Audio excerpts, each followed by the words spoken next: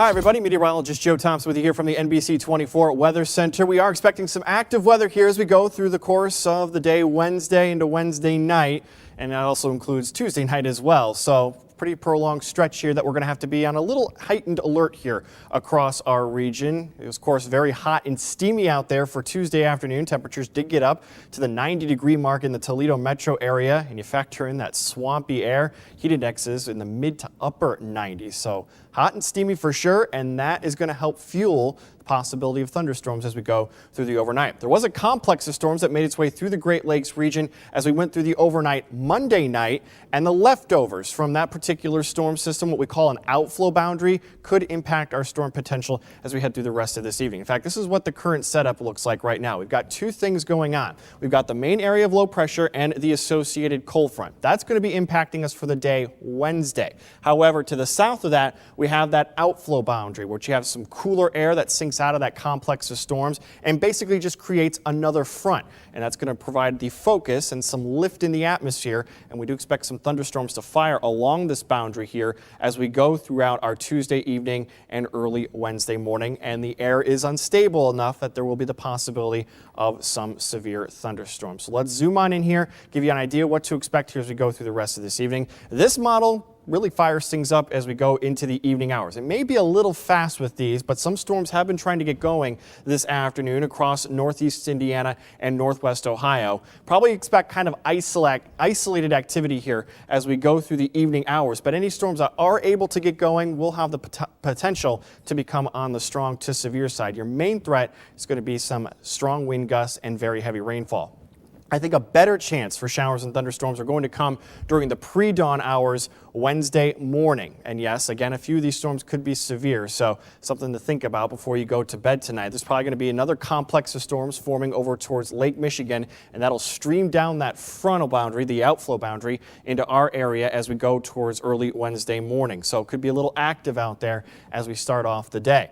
Then that outflow boundary will kick itself on out of here with the help of these thunderstorms. We'll probably see a brief lull in the activity once we get to the midday hours on Wednesday, so quite around lunchtime. We'll still be relatively warm and steamy out there. Maybe not quite as bad as what we saw for Tuesday, but still pretty toasty. But as we go into Wednesday afternoon, that cold front that was up in Michigan is going to start to drive its way towards the south, and along that cold front, more showers and thunderstorms, and with the unstable air mass still in place, once again, a slight risk for some severe weather. So things will pick back up for Wednesday afternoon, continuing into the evening hours on Wednesday night. Probably becoming a little more isolated as we go towards Thursday, but still could see a few more thunderstorms for the day Thursday, though that front will start to drift its way towards the south, so they will favor our southern viewing area as we go throughout Thursday afternoon. Temperatures a little bit cooler, at least for the northern half of our viewing area, including Toledo for Thursday, though still seasonably warm for this time of year. So we've been talking about the severe weather threat. Here's what the basic setup is looking like.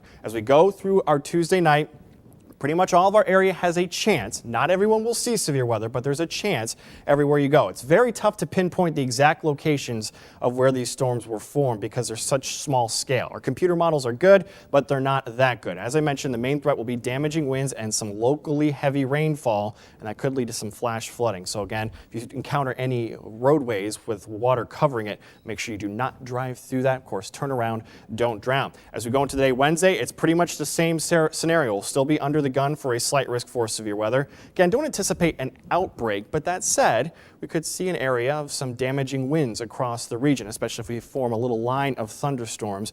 That's when you could start to see those straight line winds really whip up. So just something to be extra alert of if you're going to be out and about for the day on Wednesday. So again, kind of active here for the next few days or so. As we go through the rest of our Tuesday night, low temperatures in the low 70s, so it's going to stay quite sticky out there and with warm conditions with those scattered thunderstorms, especially during the pre-dawn hours Wednesday morning. The winds that were pretty strong during the day Tuesday will calm down somewhat, though they could still be strong near some of those storms. Highs in the mid to upper 80s for your Wednesday, with those scattered storms redeveloping for the afternoon with that slight risk for some severe weather. After that front drives south, the severe risk will diminish. The humidity will fall off for the end of the week, but still enough energy lingering around that we could still see some pop-up thunderstorms for Friday and Saturday, because then that front's going to start to lift back towards the north, though again, it's not going to have as much moisture to work with, but still enough enough to spawn some garden variety showers and thunderstorms. So we'll keep a chance going through the weekend, and then another slow moving system is going to move in behind that. So I did have to extend rain chances